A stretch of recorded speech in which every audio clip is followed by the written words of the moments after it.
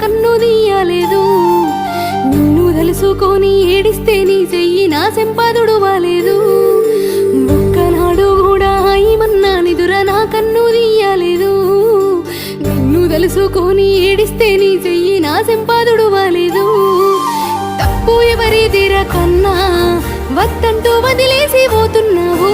కండ్లాట పడుతున్నా నాన్న సావంచు దారుల్లా నా ప్రాణము. న్యాయమే న్యాయమే న్యాయమే నీ